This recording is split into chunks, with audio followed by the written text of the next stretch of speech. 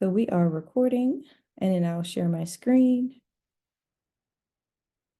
Again, share. Okay, so let's just go down a couple of things that we've already talked about, right? We've talked about some what I think is some basics. So maybe not. But we learn what is a sentence, right? We learned that there's only two things that you need to make a sentence. It can be a complete thought, right? That's what a sentence is. It's a either who or what is doing something, right? And those two things that you need to make a sentence is a subject and a verb. A verb being the action, what someone or what something is doing, and then the subject, who or what is doing that action, right?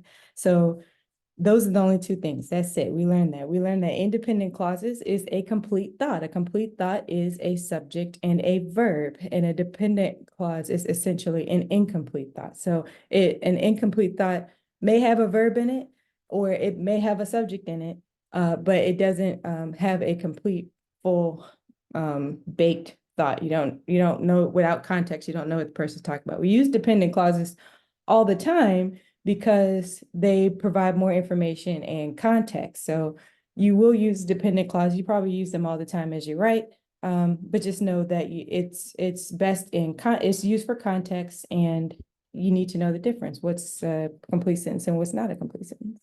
And then we talked about complex sentences and compound sentences. Does anybody remember the difference between a complex sentence and a compound sentence?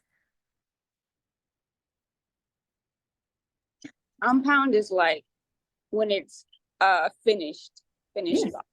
Yes, it's two finished thoughts, right? So you have subject verb, and then you have your conjunction and, but, or, so, things like that. And then you have subject verb again. So thought, conjunction, thought. That's you compounded it. You put it together, right? It's the easy way to think of it. And complex means that you have that independent clause or that complete thought that we talked about. And then you also have the dependent clause, at least one of those two things. So yeah, so hopefully that helps. And then we gave an example. For example, I like coffee and Mary likes tea. It's compounds. Here's subject, verb, I like, and then that's the object, what's receiving the like, coffee. So I like, and then Mary likes. Mary's the subject, and what's Mary doing? She's liking, right? And what's receiving the liking is tea. So subject, verb, and right smack in the middle is that compound, that conjunction. It makes it a compound sentence. And then we said, because the soup was too cold. Is because the soup was too cold a complete thought? Yeah, I see Kamau shaking, and I see Mira shaking her head. No, you guys are absolutely 100% right. That is not a complete thought. So therefore, it makes it a dependent clause. It does not have a fully baked thought. It's dependent upon another complete thought to have any meaning. But it does give us context. We know that the soup was cold, and that's why this might be a little bit in the way. That's why I warmed it in the microwave. Yeah, that's why I warmed in the microwave. So this would be a complex sentence. Dependent and independent. I warmed would be the complete thought. Okay. We talked about different types of sentences: declarative, interrogative, exclamatory, compound, imperative. And the reason I want you to think about those different types of sentences, because as I teach you how to edit, you're going to encourage your writer or your reporter to write with different, to have variety in the way that they write. So sometimes they'll use an interrogative sentence, which means maybe they'll pose a question, sometimes with strong emotion, so it'll be an exclamatory sentence. Sometimes you want them to write simply, just a short declarative sentence, she is beautiful. And other times you'll ask them or maybe you'll edit their work to have compound sentences where it has more than one subject. Sorry, I'm just adding people as they come in, so sorry. And then imperative, which is those beautiful commands. Does anyone want to tell me what the subject is of an imperative sentence? Who's the subject?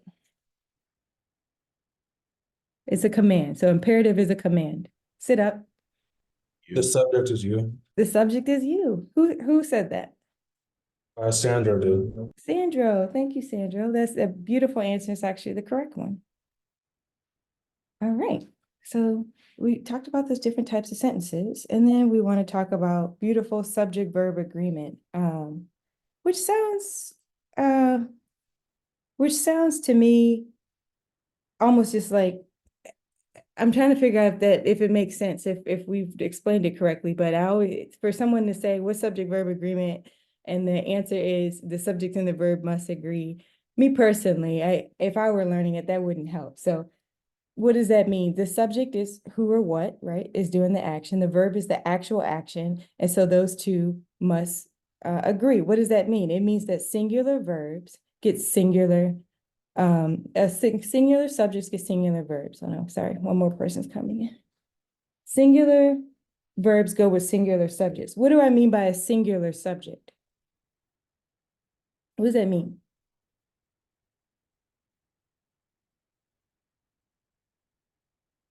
What's a singular subject? A subject that isn't plural. Right. Subject's not plural. It means one. What does the word singular mean? Single. If you're single, you're by yourself. You're of one. You're one of one. A singular subject is one. Each of you would be one. Jackson is one. Kamal is one. Ozzy is one. Mira is one. You're a singular subject, right? And so therefore your verb would have to be singular. Singular verbs end in S. Mira exercises every day, right? Kamal never exercises. I don't know if that's true or not. Okay, so you want singular verbs going with singular subjects. Singular just means it's one thing, one person, one place, singular subject. But you want plural verbs to go with plural subjects. So what is a plural subject?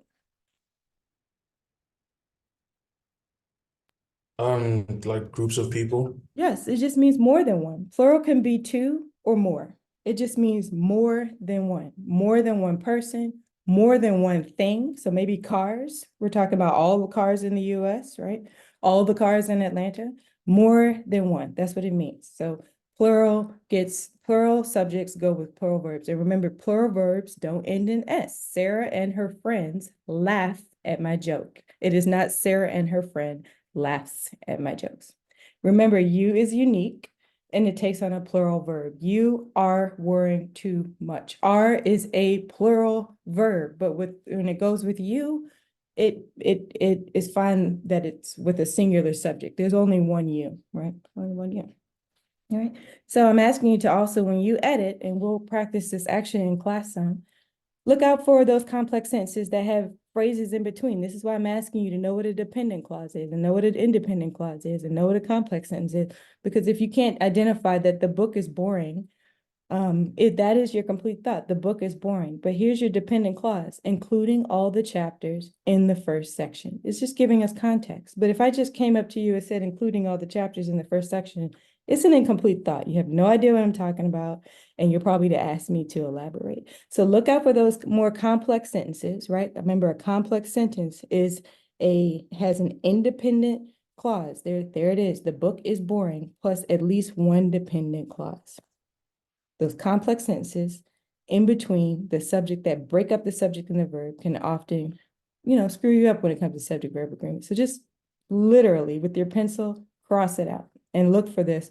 Look for the verb, which in here is boring, and look for what is actually doing the action. The book is boring. Any questions on that? Okay. So we talked about nouns. Who wants to say what a noun is? Person, place, or thing. And? Emotion. And? Idea, Yeah. yeah. You got one more? What was it?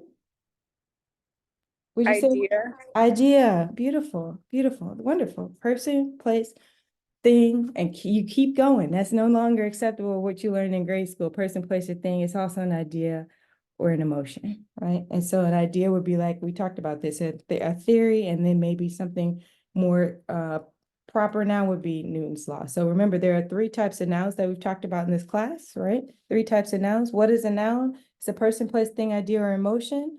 What is a proper noun? It's a specific person, place, thing, or idea, or, and I don't know of a specific emotion. And then what is a pronoun? Who wants to share what a pronoun is? It's a noun that replaces a noun in a sentence. Right, beautiful. And why do we want to replace a noun in a sentence? repetitiveness. Yeah, we don't want to be repetitive. Say the same thing over and over and over, right? Let's just make it easy. So we're going to replace those nouns instead of just saying it over and over again. For some extra credit on your news awareness test, I will add 1% to somebody who tells the first person who tells me name 3 types of pronouns that we talked about in class Right now, right now. First person. subject, object, and possessive. And possessive. Who was that? Sandra. Sandra. I will give you 1%. Beautiful. So a subject pronoun means it can be the subject of a sentence. An object pronoun means it's the object. Remember what's receiving that action, what's receiving whatever's happening in the verb. And possessive, we talked about Mira's cute bag, right?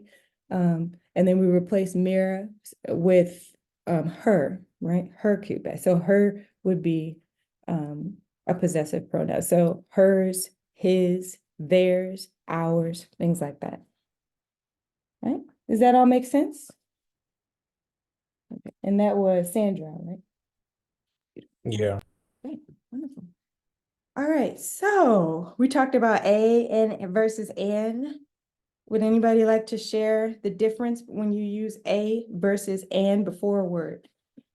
It's based off of how it sounds. How it sounds. Thank you, Jackson. I think you just earned another 1%. I'm going to add that to your test score. Thank you so much for sharing that, paying attention. And then we talked about prepositions. Prepositions. Who remembers what 4 things tell us that a preposition tells us? There's 4 things I said.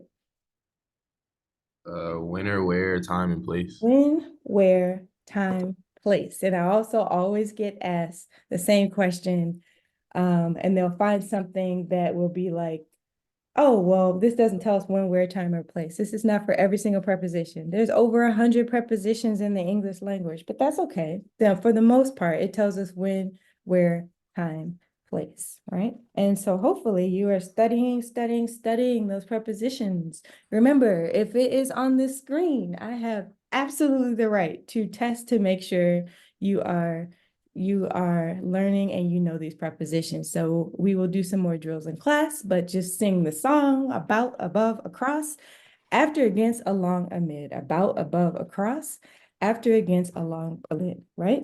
Below, beside, besides, right? And so we'll go over those next time we see each other. But remember, if it's on the screen, it's more than what we practice. So you have to learn the rest. And so again, it tells you when, where, time, place, right? I walked along the river, right? I walked around the classroom. I ducked beneath the desk. She asked me to come before class, right? Before class. I'm going to stand besides her. So just think of it very practically with prepositions. You'll get a lot of fancy definitions, but I think if you just think of it this way, it'll be a little bit easier to memorize, right? And then we talked about prepositional phrases. What is a prepositional phrase? A prepositional phrase has that preposition, it's that word that tells us when, where, time, or place, and the object that it is describing, right? So if the preposition is in, where's it in? It's in my car. If I say between, what's it between? It's between the lines. And if I said, let's play basketball at the park, at where? The park, right? So there's the preposition and the prepositional object. You circle the two and you have yourself a beautiful prepositional phrase. Any questions on that? Okay, wonderful. So we talked about commas, colons, and semicolons, right? And commas got a lot of uses. If you remember, there were 5 uses that I said commas do. Number 1, they separate 2 independent clauses or 2 independent sentences, right? With a conjunction. So when you have that compound sentence, remember subject, verb, conjunction, subject, verb, then you want to put a comma before the conjunction. So that's number 1. Number 2, commas are used to introduce things, introduce clauses. Remember, we had talked about dependent clauses. So maybe you have a dependent clause before your independent clauses, phrases, or words that just become before the main clause. Main clause being that independent clause, that complete thought. So when something's introduced.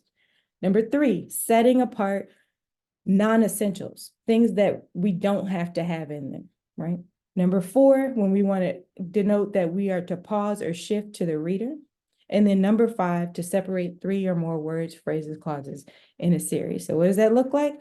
Right on your screen. Independent, I think class is interesting, so I plan to try my best. That is subject verb, I think, and then subject verb again, I plan, and in the middle is the conjunction, stick the comma right before the conjunction. So number 2, introductory.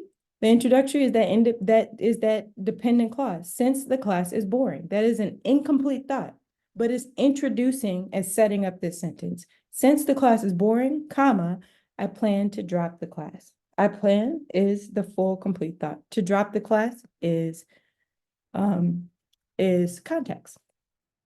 And then non-essentials, meaning if I literally put hooks around it and took it out of the sentence would still make sense. It'd still be a complete thought. The student who is a senior came to class late. I can literally hook that with the commas and lift it out, and the student came to class late makes complete sense. It's a non-essential.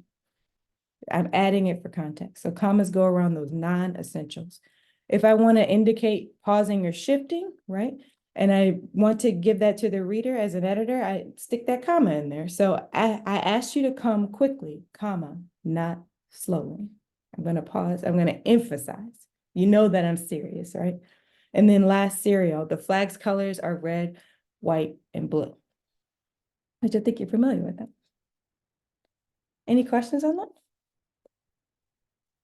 Okay, great. So we talked about commas. What's the purpose of a colon? I gave you the answer. Why do we use colons? To define, I'm sorry, 2 people were speaking one, so. Go for it. Whoever wants to say. Why do we use colons? To deliver an answer or to list things. Ah, beautiful. To deliver an answer or to list things, right? So I'll give you some example. Here's your answers and lists, right? There are 2 states where it's illegal to pump your own gas. Remember, we talked about that, New Jersey and Oregon. That's an answer, right? You need certain credentials to get a job, and then tell me what it is. There's your list, right? There's your list. College degree, creativity, experience, and determination. And then of course, there's only one man for me. Who's the man? Deshaun. There's your answer. So it's either to list items or to deliver an answer. Those are the only ways you use colons. Next, we talked about semicolons. Semicolons are used to combine sentences that are very closely related. If you remember, I said a semicolon should be used like a period. So if you can't put a period there, you can't put a semicolon there. Is that fair? I think so. If someone might want to mute for me, I can kind of hear a little echo. If you can mute. Wonderful. Okay. So that's the trick of that. If you can't put a period there, you can't put a semicolon. They're used often in the same way. Semicolons are just to denote the fact that things are very closely related. They're conceptually closely related. Right. All right, and then we talked about M dash, N dash, and hyphens. M dash is setting off thoughts. N dash means to and through.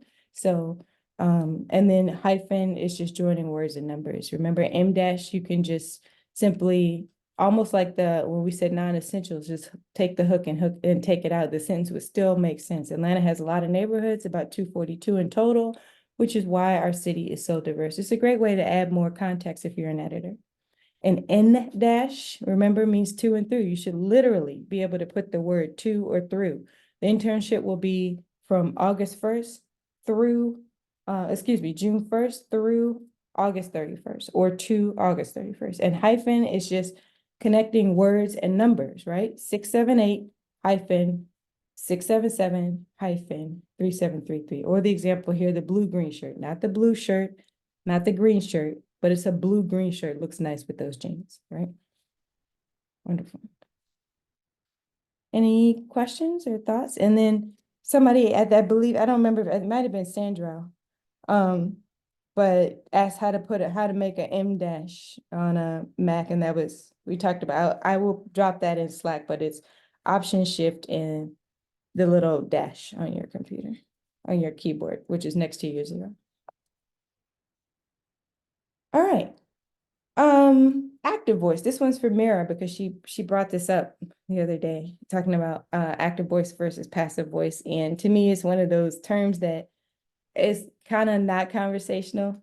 It's just you run into it when you have a journalism or grammar class. But let me make it make sense. Somebody make it make sense. So active voice is essentially the subject is followed by a verb. So subject, we talked about this, subject, verb, object. What's the subject, right? Maybe it is LeBron James, and then followed by the verb, bounces, and then maybe you have an object, the ball. Subject, verb, object. So using active voice, why do we have to constantly say subject, verb, object, use active voice? Why does the subject have to be doing the action, right? It is because it makes your sentences clear. It is clearer writing, easier to read, easier to comprehend. And when you don't write with active voice, it becomes very complicated, verbose writing. And so we'll cover this in the next class a little bit more about active voice and looking for those passives, those passive voice. And not tense, because past tense means like it happened in the past. It's voice. So subject, verb, object. If you heard nothing else I just said, there's a slide to help you with that. It's subject, verb, object. That's what active voice literally looks like. So athletes bounce balls. Athletes is the what in the sentence?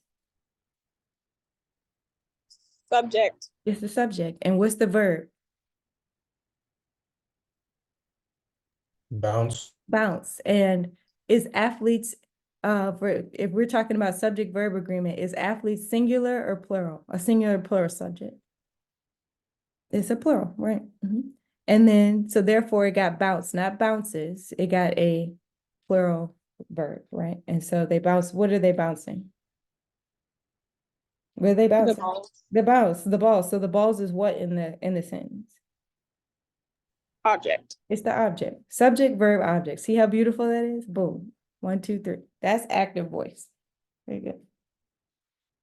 Here's passive voice when you look at it. Object, verb, subject. And it usually a lot of times it will have the prepositions by, right? The legislation was passed by the Senate, right? When instead of just saying the Senate passed legislation today. That's more clear. That's actually how you would talk, not the legislation was passed by the Senate. So the legislation in that case would be the object and the verb passed, and then the subject is the Senate. We don't want it in this way. It's just complex. It's not how people talk. We just want the Senate passed legislation today. That's easy, right? That feels easy? So here's what passive would look like if we had those if we change the sentence we just looked at. Balls are bounced by the athletes. How many people do you hear say balls are bounced by the athletes? My guess is that anybody who's writing or editing would be like, this is too complicated. Just say athletes bounce balls, right? Make it clean. Subject, verb, object. Look for subject, verb, object. And we'll talk about this more in the next class, but a lot of times, like I said, those prepositions like by is a preposition, by the way. By will creep into here, right? And then all of a sudden you have your object. As Mira stated, the balls are the object. Why are they positioned to look like the subject? This is confusing and it's complex. It's not conversational. And even if you were an editor looking for the subject, now you've got to decompose the sentence and put it back together, recognizing that the athletes is the subject, the bouncing is the verb, and the balls are the object. So this is passive. It's that I'm asking that as an editor, you look for this, and where it makes sense, take that out. Right. So does that help with active voice? Yes, active voice and passive voice. Okay. And if it doesn't, let me know, but we will go over that in depth when we talk about style. Now, the last class we talked about adjectives and adverbs. Anybody remember that? Anybody want to remember that? What's an adjective? A describing word. Say that again, Mira. Say it again. A describing word, Yes, what does an adjective describe? It is a describing word. a noun, A noun, right? And what's a noun again? person, place, or thing, Uh-huh. idea, Uh-huh. emotion. Oh, beautiful. Oh, I feel seen. I feel heard. Exactly. An adjective describes those nouns. An adjective is meant to only describes a person, a place, a thing, an idea, an emotion. That's what adjectives do. It's a descriptor. What is an adverb? A word that describes a verb. Okay, who said that? Aussie. Ozzy, it sounds like you got 1%. Oh, on your next 10. Love it. Beautiful. Mira's like, what about me? Yeah, like it's like hello. Ozzy gets 1% because that adverb, so it describes a verb. What else does an adverb describe? Another adverb. Another adverb. So we talked about this. We said, for example, the man, let's say the man runs, right? The man runs. So what is the subject? First of all, is that a complete sentence? The man runs. Okay. So Mira says it's a complete sentence. Anybody want to agree or disagree with her? It is. It is. Why is it a complete sentence? You have a subject and a verb. You have a subject, that's all you need, right? The man runs. Beautiful sentence. Subject, verb. The man runs, right? But what if I want to know how the man runs, right? The man runs slowly. The man runs quickly, right? The man runs tiredly. That's where tiredly is describing how the man runs. So it's describing it's an adverb describing a verb. So adverbs can describe verbs. Adverbs can also describe other adverbs. So the man runs quickly, but maybe he runs too quickly, right? He runs too quickly, T-O-O. So too now describes what? The man runs too quickly. Too is describing quickly, and quickly is describing run, right? Too is an adverb describing quickly. Quickly is an adverb. So too is an adverb, T-O-O, and quickly is an adverb.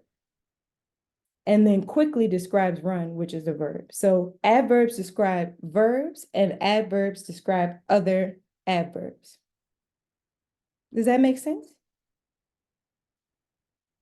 All right. Jackson's like, I don't know, man, about this adverb stuff.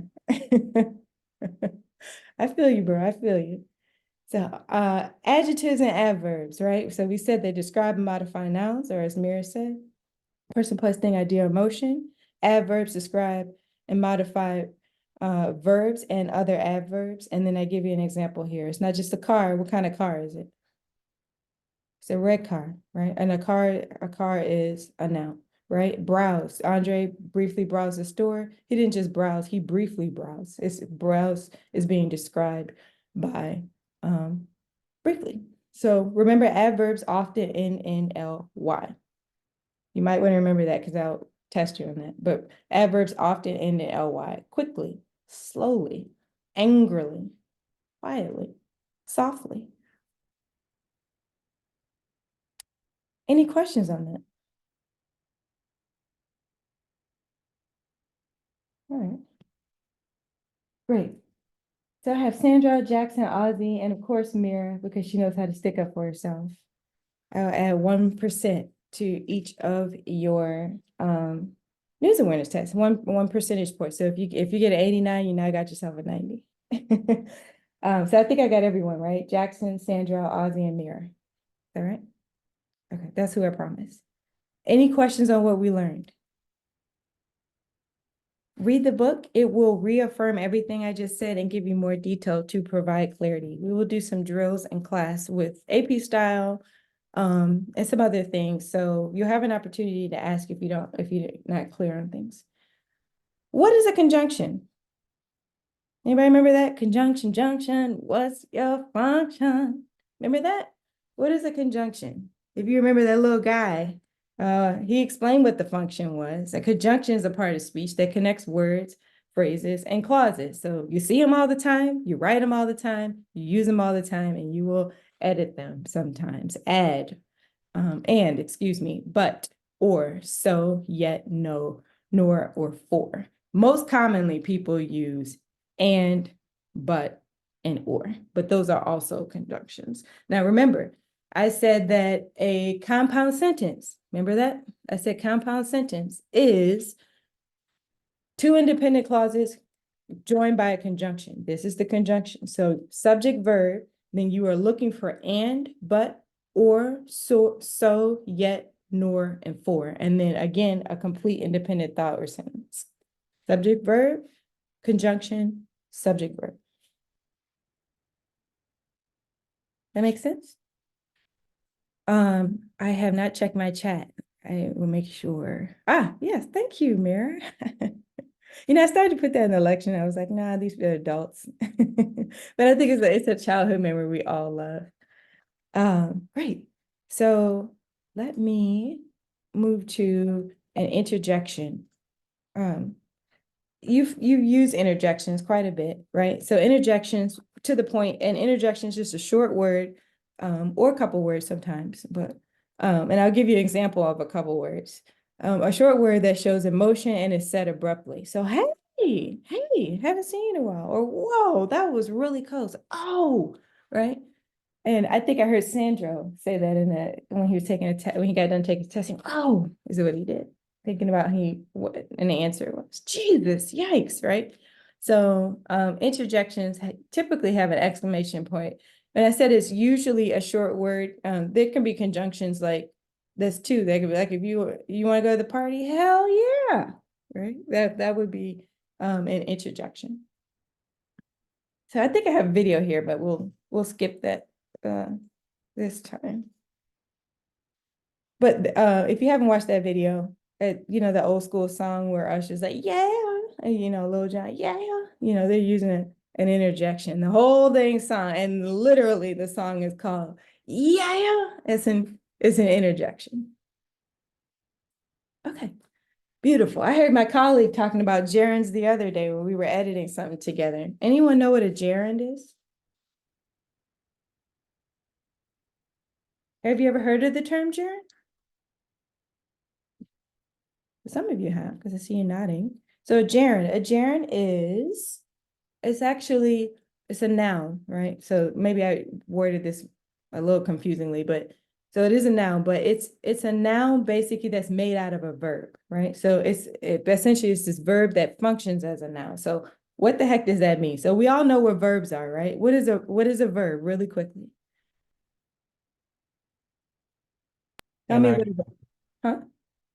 An action word. It's an action word, right? It's doing, it's being, it's existing, right? It's developing. It's either an action, developing, or being like to be, will be, right? Was, maybe that's past. So it's an action. So she travels across the world. What is the verb in the sentence? She travels across the world.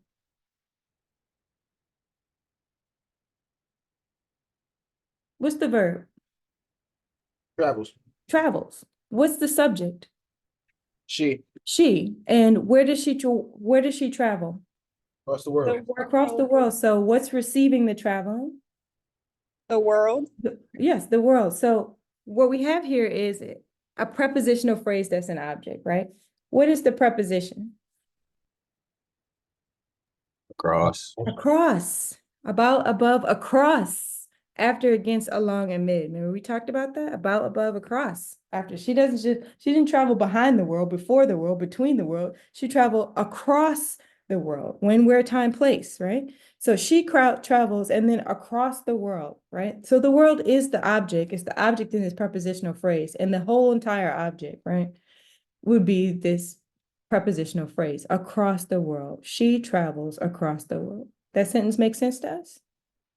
But now let's switch it up. Let's use a gerund. Remember I said a gerund is a noun that's derived from a verb. Traveling is a good way to have new experiences. So traveling has now become a noun, right? Person, place, thing, or idea, emotion. Traveling is a good way to have new experiences. So what's the subject of the sentence? Traveling. Traveling. And remember, as Mira taught us in the very beginning of the class, Subjects are nouns. That's why traveling can be the subject of the sentence. So traveling is a good way to have new experiences. So is, or the form of to be, is the verb. Traveling is the complete thought. And then a good way to have new experiences. That's a gerund. So now normally we would look at travel, it would be to travel, but we've turned it into a noun. He sings with passion. What is the verb? Anybody sing up in here? Sing. Yeah. He sings is the verb. Who or what is the subject? What does the singing? Who does the singing? He. He. And what type of noun is he? Type of noun is he? Singular. It's a singular, that's true. So I'm looking for either a noun, Pronoun. a pronoun. It's a pronoun. So I don't know if he is Jackson, he is Ozzy, he is Sandro, he is Kamal, he is Dylan. I don't know who that is, but I know it's a he, right? He's a he. He sings. What is with passion? What's with, first of all? What part of speech is with? I see some people thinking. What's with? A prepositional Yes, thing. it's a preposition. Exactly. You got to learn those prepositions. Got to learn those prepositions. So with passion is, or oops, yeah. So with passion is a what? Prepositional phrase. Prepositional phrase, because passion is what with is describing, right? So he sings with passion. Subject, verb, preposition, prepositional object. That's what you're looking at. But let's say I want to take sings and make it a noun.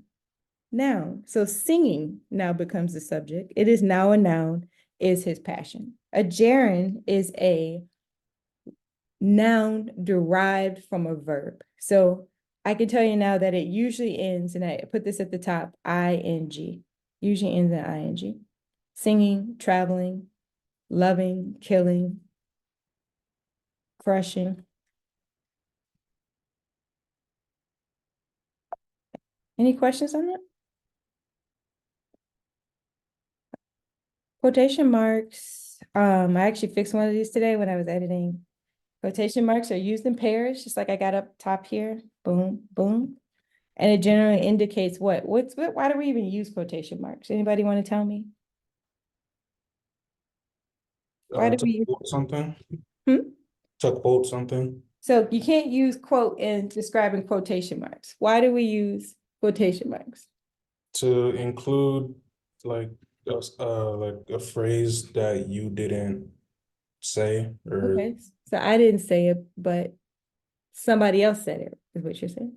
yeah. Yeah, so it's a direct phrase that somebody else said. I am directly saying that Sandro said this thing. He told me, I don't like you, right? I don't like you can go, we're in written form, go in quotation marks. It's a direct quote from you. It's directly reported speech. So it's to indicate somebody said a specific thing in this order. It's exactly what they said. That's why you have quotation marks.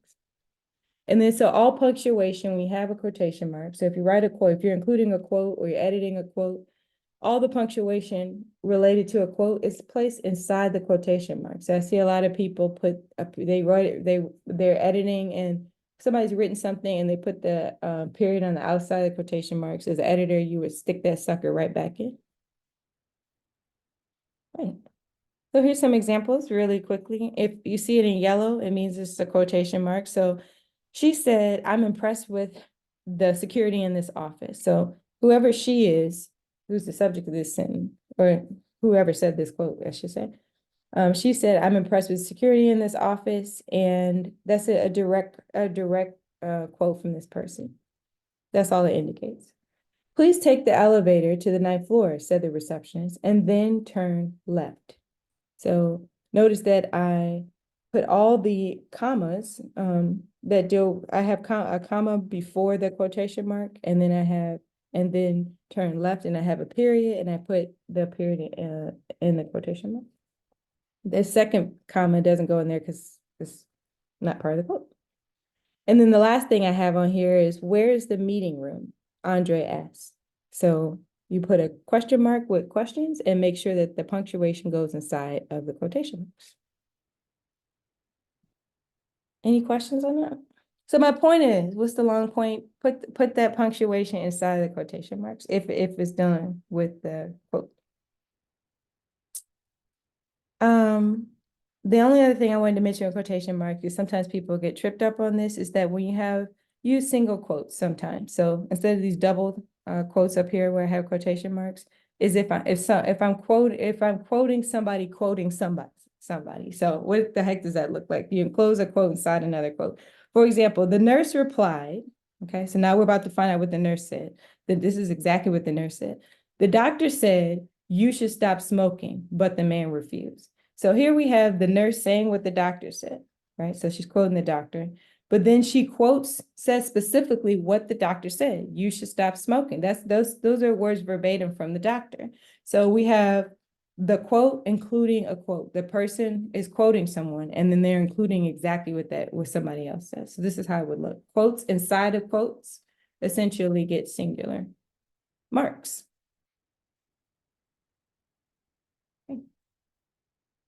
Any questions on all of that? That's a lot of stuff.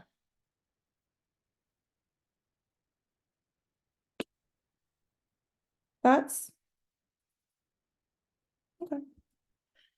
So the last thing we will talk about is attribution, and then I'll let you go a little bit early, and then I will update you on your assignments and news awareness tests and all the things. But first, before I go, or we all separate, as an editor, and this will come up a couple times in this class, but I want to make sure that everyone has heard of and understands attribution. Can anyone tell me what attribution is?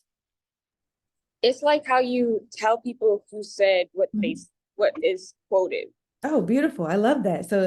So how you tell people how you're getting a quote, or where you got it from, or who said something, or you're validating something. So attribution it's exactly what it is. Attribution simply means telling readers where you got this information, right, in your story, as well as who is being quoted. Attribution is an absolute non-negotiable in journalism. Attribution is a must-have, and journalists use attribution so that readers or listeners or viewers or any of that knows who is speaking, like Mara said, and where did you get this information from. So essentially, you're sharing the source. You cannot have a journalistic piece of work, a body of journalism, without attribution. You just got somebody talking without attribution. So you attribute facts, you attribute opinions. If you have a fact, right, a number, a piece of data, any of that,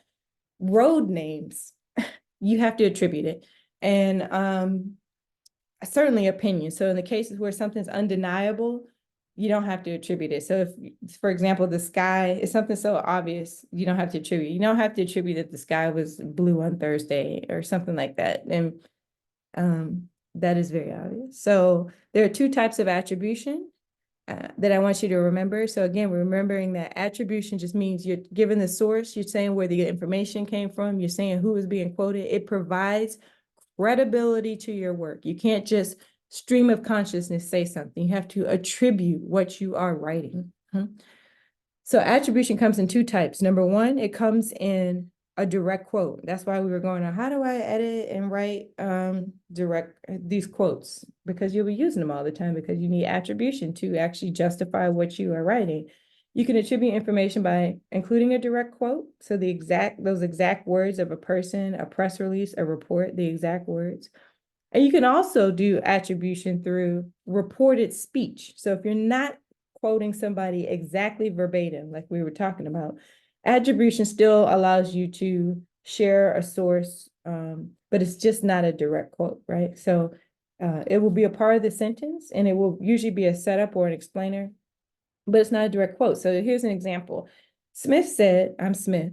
Here's a quote. Students can expect no special treatment if they go on strike. That is an exact quote. I walked into class and I said, students can expect no special treatment if they go on strike. But reported speech would look like this. There are no quotation marks, but I'm still attributing, I'm sourcing it to Smith. Smith said that students could expect no special treatment if they went on strike. So I said what Smith said. I've attributed to Smith, but I didn't directly quote Smith.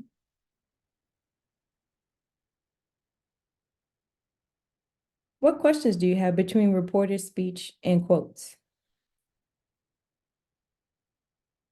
So what is attribution? That's my question to you. What's attribution? Mira gave the answer like right at the top. Telling like your audience where your information came from. Right, beautiful. So you got to say where. You have to source information. And there are, or you are directly quoting somewhere, right? So there are two, so you, if I share where I got this information, you'll hear people say, I'm sourcing it. I'm sourcing the story. You got to have attribution. Your job as an editor is to ensure that when a reporter gives you a body of work, it is correctly attributed. Otherwise, it is not journalism. It is just their opinion and their stream of consciousness. There are two types of attribution that we just talked about. What are the two types of attribution that you use in editorial?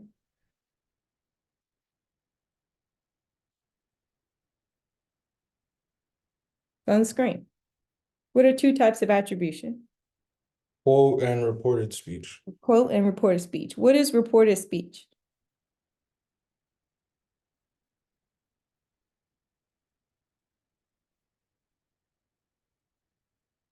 It's basically like when you say exactly what the person says without using quotations. You say where you got it from. You say what someone said. You say where the information came from, right? So not just what someone said, that's true, but also just even saying where it came from. So a new Moody's report today says, right? That is attribution. So or CNBC reported the S&P is up 50%. Now CNBC, I'm not quoting CNBC, but I'm saying where I got it from. CNBC, a new CNBC report says the S&P 500 is up so many percentage points. So it's reported speech is saying where you got information. What's your source? It's just not directly quoting someone. Is that clear? You're saying where you got your information, what your source is, what someone said, but it's not a direct quote. That's the difference. That's the difference between quotes, which is exactly what somebody said, and reported speech, which is saying or reporting out what someone said, where information came from, what is the source, but it is not a direct quote. Does that feel clear or no? How does that feel? It makes sense. Does it make sense? I Yeah. want to hear from more than one person. You tell me if it does or doesn't. Yeah, it makes sense. Okay. Some people are like, I don't know about that. So how about I give you a little example? Let me give you a little example. Let me show you reported speech. This is actually out of a New York Times story. 3 men charged in this prison killing of this witty bugler. This is a real story. If you actually want to go read it, I've shared this presentation a couple of times, but if you're curious about the story, but I just grabbed a New York Times story and then just copy pasted what this reporter wrote and what this editor edited, and anything highlighted is either reported speech. And again, reported speech is you have edited in, or the reporter has written what someone said, where it's coming from, what's the source, but you did not specifically quote somebody. Or it is quotes, which is this is the second type of attribution. I'm directly saying what somebody said. So here's an example. So Geis, right? Mr. Geis's lawyer, and we have the lawyer, Mr. Kelly, said that his client had been held in solitary confinement, right? So Mr. Geis's lawyer said is reported speech. That's not a quote. There is no quote of Mr. Geis's lawyer said. I'm saying where I got it from. Right? I got this information about being held in solitary confinement and all of that from Mr. Geis's lawyer, this Daniel Kelly guy. That is reported speech. But then you see quotation marks, right? So since the day of the killing, that is a specific quote from Kelly, right? From Mr. Geis's lawyer. You see in the second paragraph, while the charges were serious, Mr. Kelly said, they did not justify the length of Mr. Geis's confinement. So serious is something directly quoted from this reporter from Mr. Kelly. That's why it's put in quotation marks. Mr. Kelly at some point said the word serious, right? And then we have below, he raised concerns about potential bias in the investigation, right? That's this Kelly, this lawyer, right, raised concerns. That would be considered reported speech. You're saying he raised concerns. And then it's just troubling, Mr. Kelly said. That is a direct quote. It's just troubling. That's a direct quote. And then the quote after, where Mr. Kelly goes on to say, everyone should be a little bit curious as to why it took the FBI 4 years to investigate the murder of their top echelon informant. That is a direct quote. So Mr. Geis's lawyer said, and then giving a summary of what Mr. Geis's lawyer said, or Kelly in this case. That summary is reported speech. It's not a direct quote. These things, anything that has quotations around it, you have serious, it's just troubling. Everybody should be a little curious. Those are quotes that's directly coming from Kelly, Mr. Geis's lawyer. Does that help? Does it?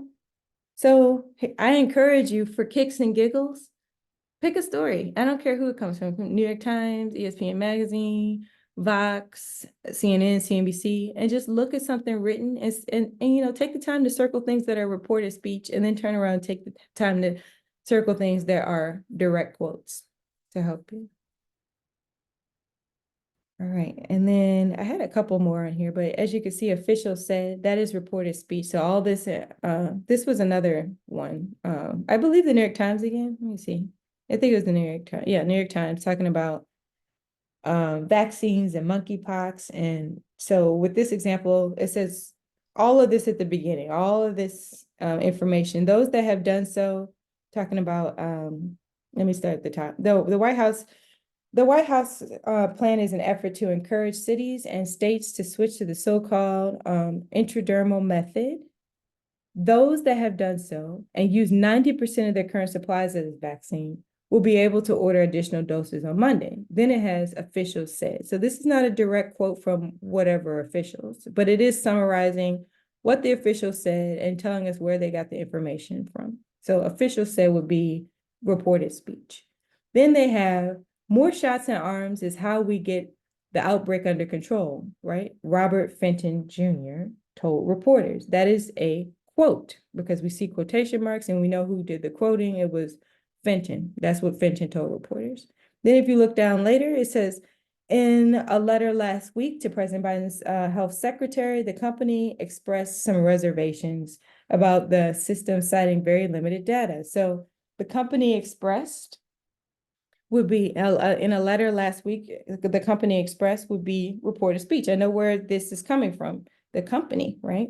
In a letter, in this company letter, that would be reported speech. And then some reservations. Someone at the company specifically said some reservations, so I was in quotation marks, and that they have very limited data that is specifically coming from this company that wrote the letter to President Biden. And then lastly, I'll point out on Thursday, the company said it reached an agreement with the US-based contract manufacturer to bottle doses of the vaccine, right? On Thursday, the company said it reached an agreement. Who said it reached an agreement? Well, the company said. Now, I didn't quote the company saying we reached an agreement. I simply stated the company said it reached an agreement. So that's the source. I'm sourcing the company. The company has said. That would be reported speech. So just take the time to, take a New York Times article and start circling. Look for quotes. That's attribution. That's a direct quote. And look for things that the company said, according to a press release, recent data shows, a recent study says. Those are reported speech. Great. Any questions? I will stop sharing because I want to see how you're feeling. How do you all feel?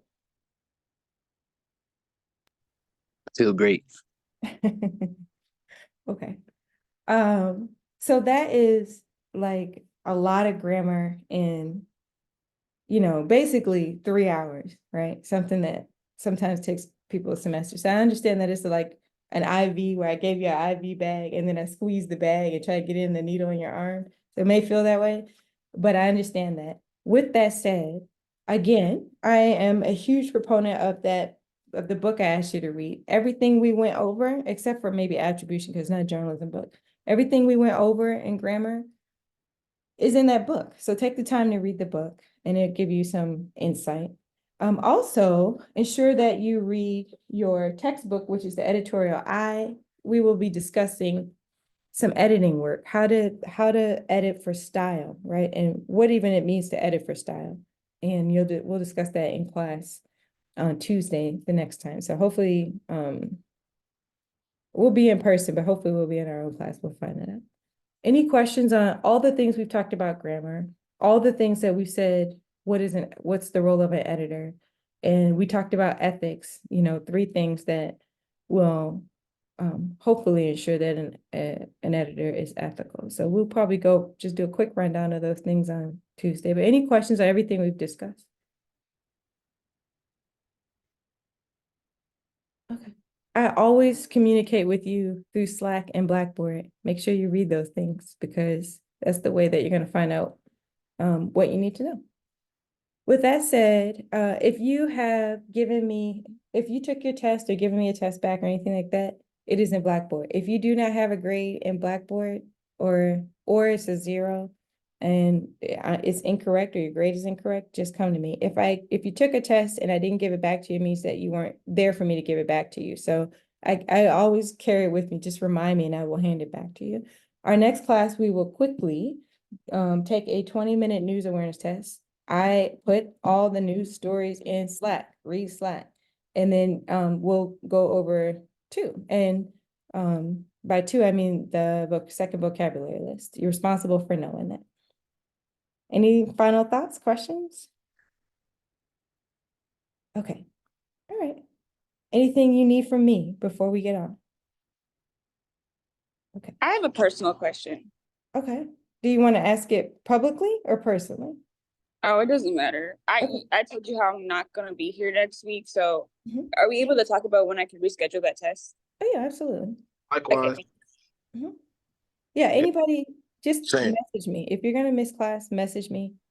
And it has to be an actual real excuse, like Mira had.